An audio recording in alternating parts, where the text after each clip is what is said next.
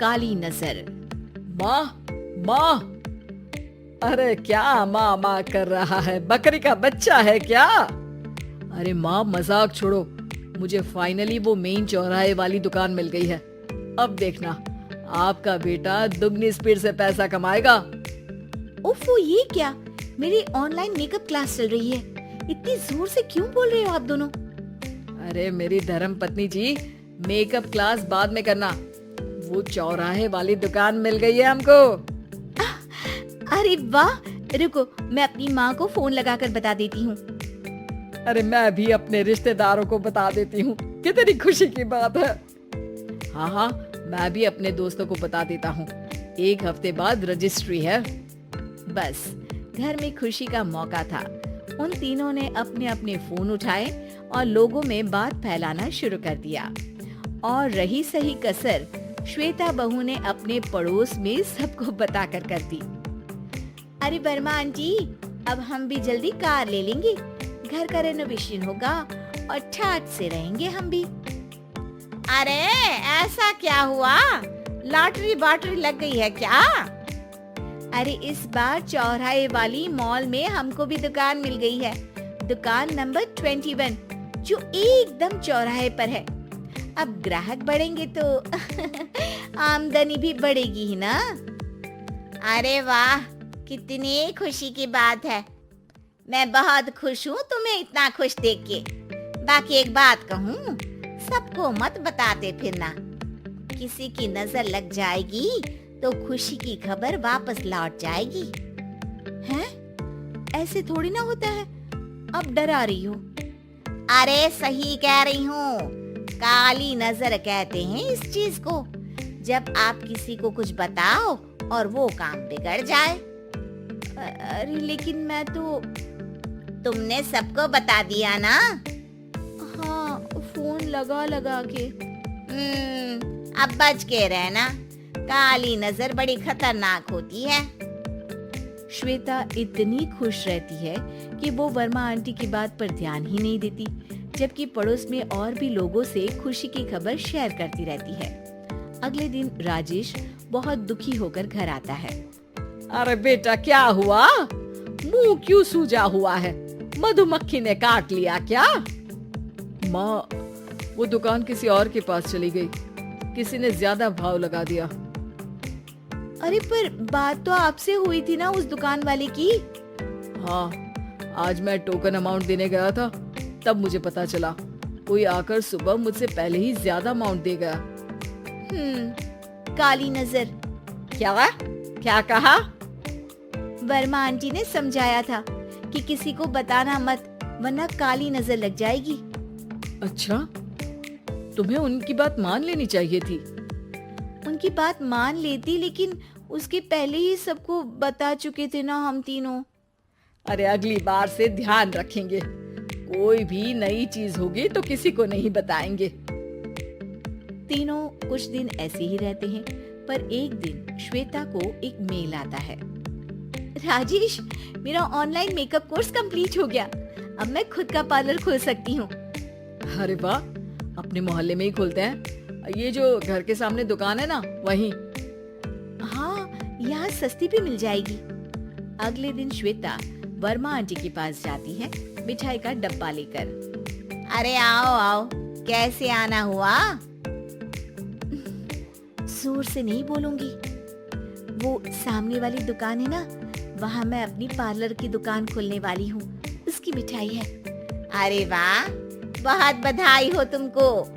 हाँ, मैं कमाने लगूंगी तो राजेश पर पूरे घर का बोझ नहीं रहेगा ना आंटी जी। ये तो है, पर ये बता कि तूने ये बात किसी और को तो नहीं बताई ना? अरे नहीं नहीं, पिछली बार गलती कर दी थी। काली नजर लगी किसी की और राजेश के हाथ से वो दुकान चली गई थी। सबको मत बताना। चलो मैं चलती हूँ, कल दुकान की बात करने भी तो जाना है। अगले दिन श्वेता दुकान के लिए मालिक से बात करने जाती है। अरे लेकिन दुकान तो हम कल रात को ही किसी को दे चुके हैं। कल ही? हाँ, कल ही। 2 दिन बाद कोई यहाँ पार्लर भी खोल लेगा। अब कहीं और दुकान देख लीजिए। अरे पर हमको भी तो पार्लर ही खोलना था। हाँ भाई, एक ही दुकान है, आधी आधी तो नहीं दे सकता ना मैं। राजेश और श्वेता घर पर हताश होकर आ जाते हैं। इस बार तो किसी को बताया भी नहीं था, अब किसकी काली नजर लग सकती है। सुनो, तुमने माँ को बताया था क्या? अरे कैसी बात कर रही हो, माँ की नजर थोड़ी ना लगेगी। पक्का तुमने किसी को नहीं बताया था ना? सिर्फ वर्मा आंटी को बताया था, उन्होंने ही मुझे किसी को नहीं बताने को कहा। अरे यार, तुम भी सही हो, मेरी माँ को नहीं बताने को कह रही हो, पर वर्मा आंटी को बताना तुम्हें जरूरी लगा। अरे वर्मा आंटी ने ही तो काली नजर के बारे में बताया था ना, वो हमेशा हमारा भला ही तो चाहती है। मेरी माँ भी हमारा भला ही चाहती है। अरे पर चिल्ला क्यों रहे हो, बात नहीं कर सकते क्या आराम से? नहीं आता वो आराम से बात करना, और करना भी नहीं चाहता हूँ मैं। दुकान जाने का दुख गुस्से में बदल गया था और राजेश और श्वेता में बात बंद हो गई थी। 2 दिन बाद मोहल्ले में पार्लर का इनॉग्रेशन हुआ, जिसमें मोहल्ले के सभी लोगों को बुलाया गया, पर श्वेता, राजेश और माँ नहीं जाते। माँ, अंदर आ जाओ, क्या देख रही हो? अरे नया पार्लर देख रही हूँ अपने आंगन से।